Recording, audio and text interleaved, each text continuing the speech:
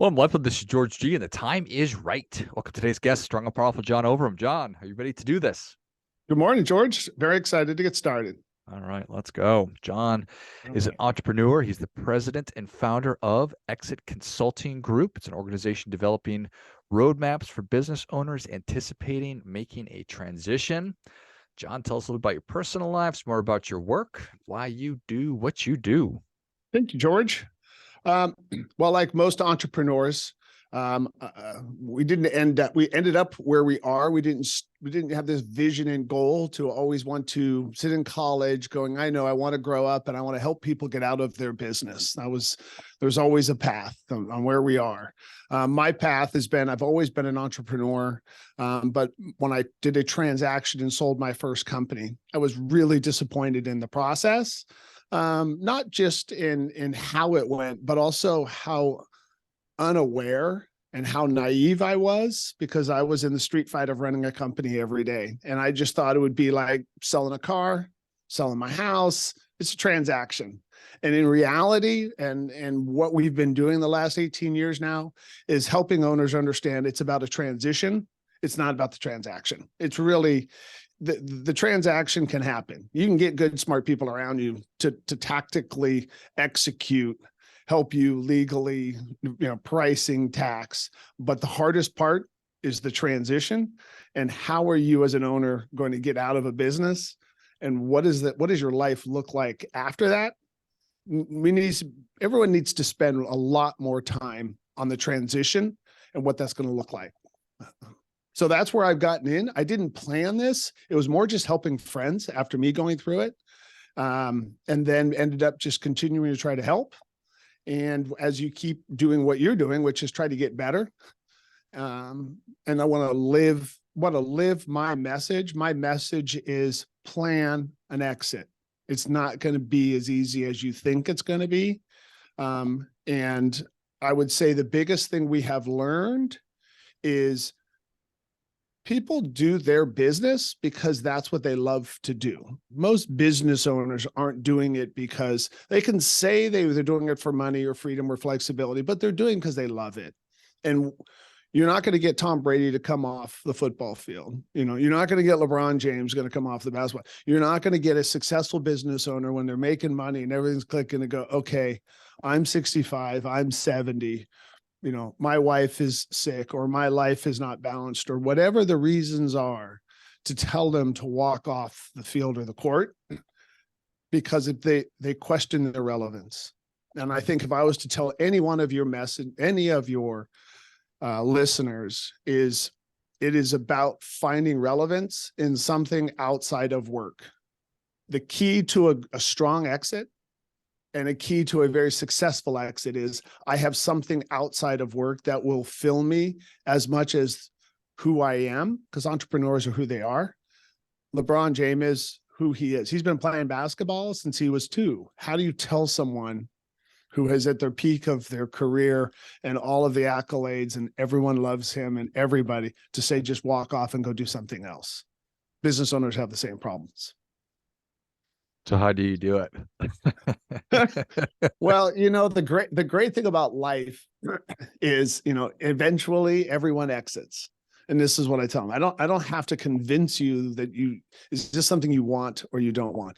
You're going to exit in a box or you're going to exit on your feet. The question is, who is going to plan this business exit? Do you want to, or do you want your widow? Do you want your heirs, or do you want the state? But someone is going to.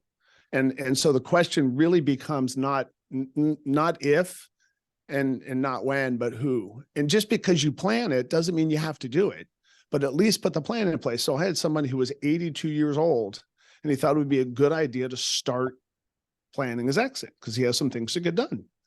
I'm not judging. That's great. If at 82 you're ready to go, then 82 is great. I don't care if you're 60 or 40 or there's no judge, but at least start. There was another one who said, John, I plan to die at my desk. That's my exit. And I said, great. Please get me $1 million life insurance just for the company. So when you die, we can hire someone, a CEO, to step in your things, give us a year to clean up the mess that you have made, allow us the opportunity to find value for your heirs. And then that gives us enough money to then do the transaction, and your wife, your widow, your children don't have to deal with it. So I'm totally good with dying at your desk. Just don't make everybody else deal with your problem, because you're the entrepreneur. And so if you were willing to plan ahead and you're willing to talk to people and we're willing to build the strategy, great. But if not, leave me the money and let somebody else. Don't just say that's somebody else's problem. But similar to trusts and other documents, people don't like to think about what that's going to look at the end, or I'll deal with it later. And unfortunately, we get called too often from estate attorneys and say, hey, I'm working with a widow. The entrepreneur died. They've been used to living off this lifestyle. They've been running a lot of personal expenses through it. They've been running a lot of he's working a lot of hours, but now he's not around. And what are they going to do? It's tough. Yeah. They call you in for cleanup as opposed to, I was just thinking about that the other day, talking about how an ounce of prevention is worth a pound of cure. And I'm sure that that applies here. Yeah. But I think, the personality around an entrepreneur, particularly founders, G1s, the generation one founders, they're very much street fighting, get up. I'm first one in, last one out. No one else can do it. It's a wagon wheel. I'm in the middle. Everyone reports to me. Right.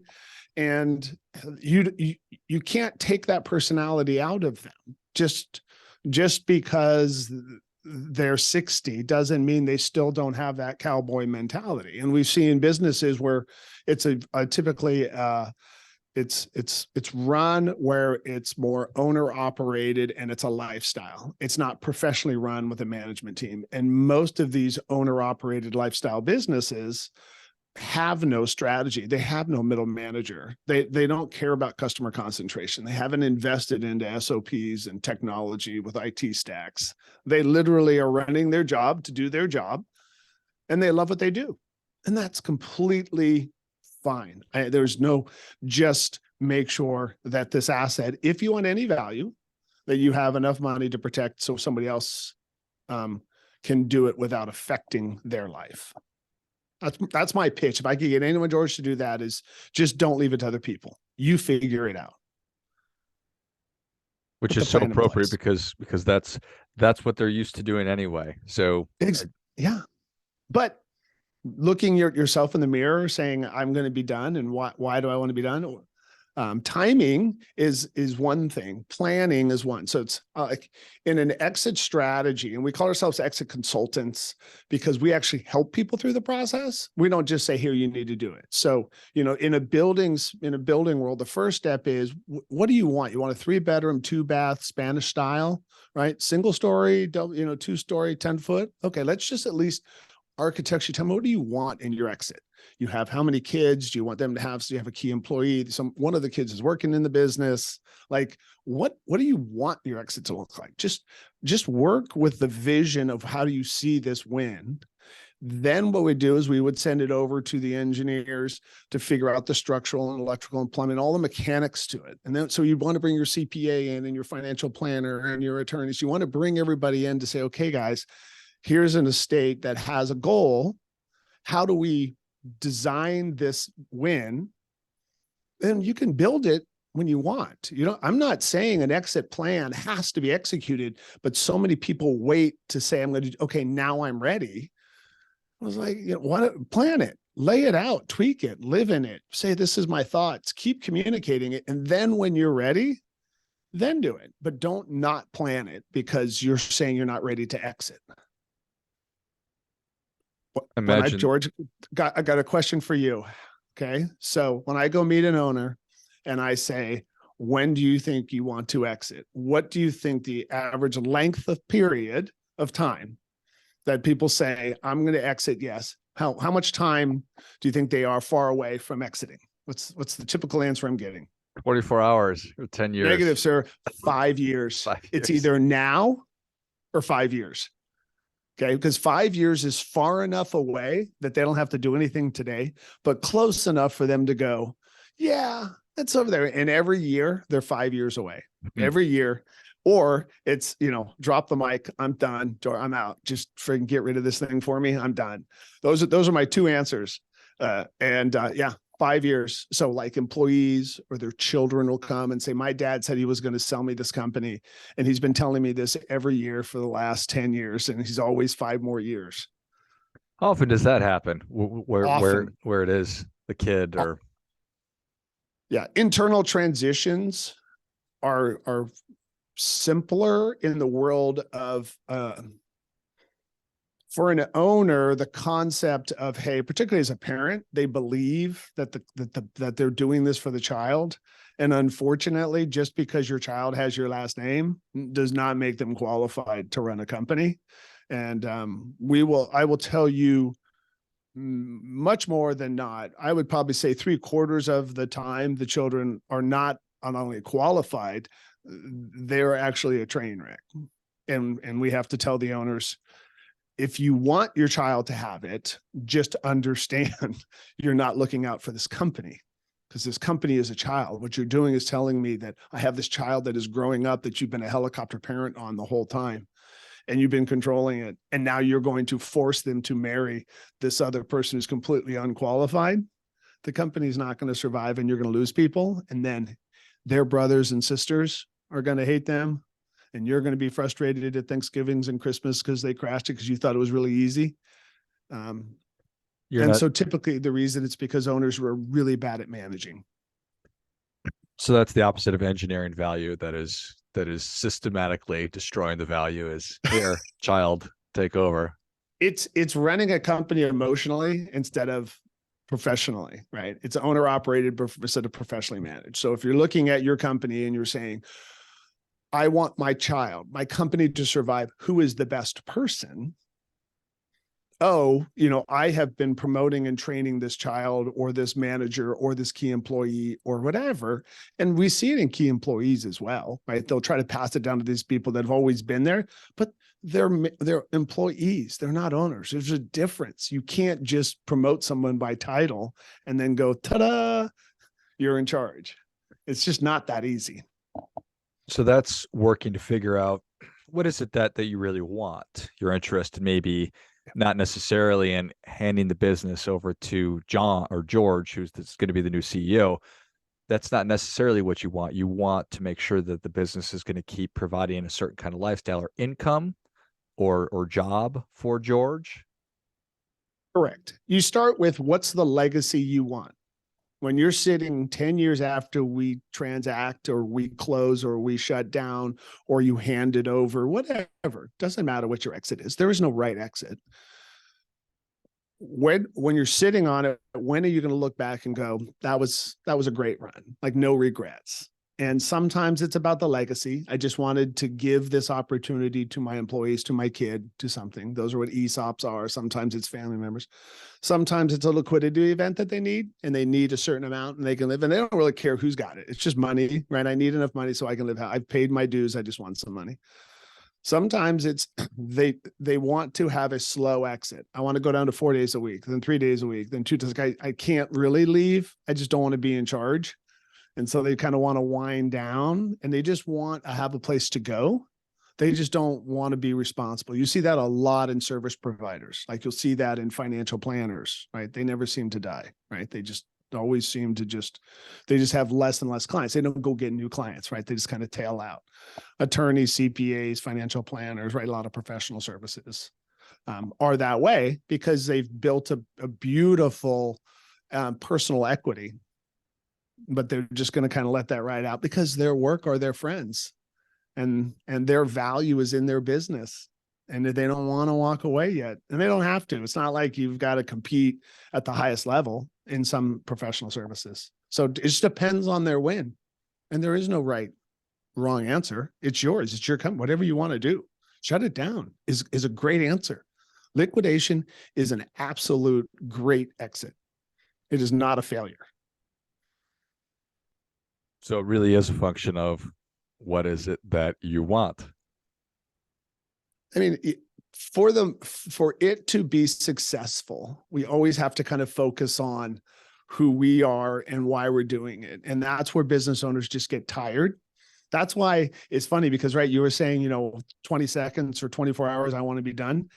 How many times in our business career have we just, sat in the lawn and I'll be honest, right, sit in my closet, on my hamper going, oh, here we go. And my wife sees my head down as I'm trying to put on a pair of pants. And she's like, are you okay? And I go, yeah, I got to get my head in the game. Like, I got to suck this thing up. I'm tired. Like, I got to get back into the cage and go fight today. And, just give me 5 minutes, and then you get your mindset and you're like, all right, let's go. Because people don't understand how much work it takes for LeBron James or a Tom Brady or for an entrepreneur to be successful. And it gets tiring. And some days you just sit around and go, all right, I'm tapping. COVID was a great example of that, right? Anybody that was waffling was like, okay, you either jump in or you jump out. That was a great differentiation there. It seems like entrepreneurship, if you're on social media, has never been more popular. But in the real world, the companies that you're working with, that you spend time with, are the younger generations excited about entrepreneurship? What is your perspective? Well, I'll get your opinion, George. How do you define entrepreneurship? I was having this discussion at my local college where I was teaching here it's an entrepreneurship class. Okay, what is the definition of an entrepreneur? I guess in this context, I was talking about owning and operating a business. Okay, because I was saying, if you're a doctor, if you're a dentist, are you an entrepreneur? If you're a financial planner, are you an entrepreneur? Not necessarily, but you could be, right? Right. So I think personally, and the reason I'm asking is because personally, I think entrepreneurship is an attitude. Okay. I think there's a difference between being a business owner and being an entrepreneur. Okay. This is my own fantasy. This is my own, but being an entrepreneur, because an entrepreneur, I have learned, I'm not going to call it as a dysfunction, but it is who you are, right? Like, if someone who wants to join the military is a military person, that's who they are. If you want to be a musician, you're a musician, right? If you want to be an entrepreneur, you're an entrepreneur. It's not that I want to or don't want to be an entrepreneur. I am one. I'm just driven. I work too much. My work-life balance, I just love what I do. I want to compete. I don't want to just run a business. I want to win, and I want to grow, and I want to build. So an entrepreneur in my world, in my vision, is someone who's trying to take an idea or a concept or a product and make it something beyond them. They're making a business. They're raising a child. This company is going to go and grow and get big. I think most people want to be business owners or solopreneurs. And that's where I see the younger generation is. I think they have they want the freedom, the flexibility, the choice. It's all about me. Let me take a photo. Let me carry around my stick. It's not about taking something, making it bigger than them, and then letting it go and growing. So I see a lot of it. I graded a master's program, and 6 of the 10 proposals that were brought were apps. Is making an app a business? Is it an entrepreneur? I mean, it is, but what are you doing? You're connecting 2 people. Great. So I don't know. This is a great question, right? What is the definition as an older business owner? It's go in, drag your knuckles in the mud, get up and, street fight and hoorah, and, I'm a business owner. And that's not what the younger kids are looking at. They're looking at trying to work smarter, have the flexibility, have the freedom. That was never a conversation. If we weren't working Saturdays and half of Sundays and trying to hide from our wives and our kids because we had to make a couple of phone calls while we're supposed to be at a soccer game or something, we're not working like that. That's not the same as what I'm seeing right now. Yeah, that makes sense. Well, John, thank you so much for coming on. Where can people learn more about you? How can they engage with you and Exit Consulting Group? Thank you, George. So again, this is John Ovrom. You can find me on LinkedIn. You can find us around, but our best location is our website, which is exitconsultinggroup.com, all one word, exitconsultinggroup.com has the best way to contact us, has all the information, has everything that we have, and would love to be able to help anybody who's interested in exploring their exit. Thank you, George. Excellent. Well, if you enjoyed this as much as I did, show John your appreciation and share today's show with a friend who also appreciates good ideas. Go to exitconsultinggroup.com and check out the great resources that John's got on the site. You can find him on LinkedIn as well. I will link all those in the notes of the show. Thanks again, John. Thank you, George. And until next time, remember, do your part by doing your best.